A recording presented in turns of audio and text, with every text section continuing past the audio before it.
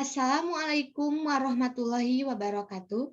Perkenalkan, nama saya Alisa Kotunada NS dari kelas 2A dengan NIM P206370200003. Di sini, saya akan memaparkan materi mengenai Standar Nasional Indonesia atau SNI untuk memenuhi salah satu tugas mata kuliah jaringan komputer. Baik, langsung saja. Yang pertama ada pengertian. Standar Nasional Indonesia atau SNI adalah satu-satunya standar yang berlaku secara nasional di Indonesia.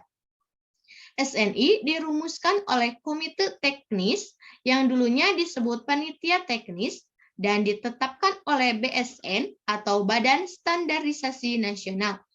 Standar ini ditetapkan oleh pemerintah untuk diterapkan pada berbagai hasil produksi yang dibuat oleh masyarakat Indonesia, baik produksi perorangan maupun sebuah organisasi atau perusahaan. Secara umum, SNI bersifat sukarela, namun wajib bagi beberapa produk sebagaimana yang disebutkan pada Peraturan Menteri Perdagangan Nomor 72 Tahun 2015. Peraturan tersebut mewajibkan barang-barang dalam kategori tertentu harus diproduksi sesuai dengan SNI. Kemudian ada SNI yang dirumuskan dengan memenuhi WTO, Code of Good Practice. Yang pertama ada openness atau keterbukaan. Terbuka bagi semua stakeholder yang berkepentingan dapat berpartisipasi dalam pengembangan SNI. Yang kedua, ada transparansi. Transparan agar semua stakeholder yang berkepentingan dapat mengikuti perkembangan SNI, mulai dari tahap pemrograman dan perumusan sampai ke tahap penetapannya, dan dapat dengan mudah memperoleh semua informasi yang berkaitan dengan pengembangan SNI. Kemudian yang ketiga, ada konsensus dan tidak memihak. Tidak memihak dan konsensus agar semua stakeholder dapat menyalurkan kepentingannya dan diperlakukan secara adil. Kemudian, yang keempat ada efektif dan relevan. Efektif dan relevan agar dapat memfasilitasi perdagangan karena memperhatikan kebutuhan pasar dan tidak bertentangan dengan peraturan perundang-undangan yang berlaku. Kemudian, yang kelima ada koheren.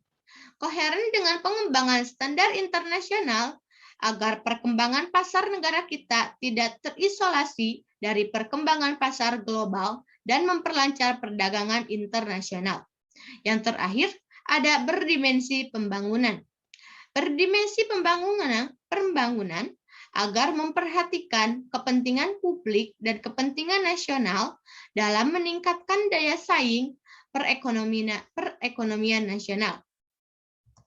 Kemudian ada tujuan SNI sebagaimana dalam Peraturan Pemerintah RI Nomor 102 Tahun 2000, yaitu bahwa dalam rangka mendukung peningkatan produktivitas, daya guna produksi, mutu barang, jasa, proses, sistem dan atau personel yang dimaksudkan untuk meningkatkan daya saing, perlindungan konsumen, perusahaan, tenaga kerja, dan masyarakat khususnya di bidang keselamatan, keamanan, kesehatan, dan lingkungan hidup, maka efektivitas pengaturan di bidang standarisasi perlu lebih ditingkatkan.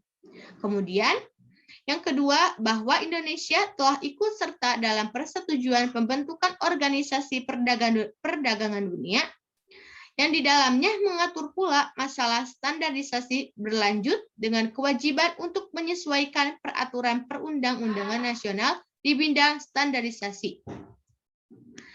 Mungkin sekian yang dapat saya sampaikan. Mohon maaf apabila ada kesalahan.